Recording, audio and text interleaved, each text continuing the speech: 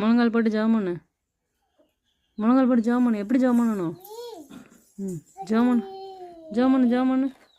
கையை கும்பிட்டு ஜெபம் பண்ணு. பாப்பு பாட்டு படிக்க போறியா? கிழிச்சிடாத. பாடு.